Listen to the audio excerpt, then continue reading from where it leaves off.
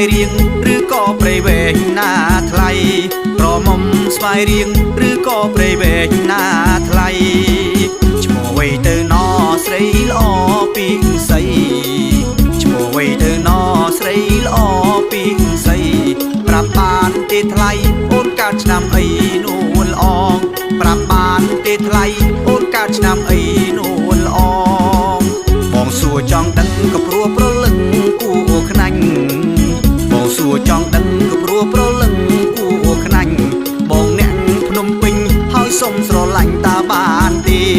បងអ្នកភ្នំពេញហើយសុំស្រឡាញ់តាបាន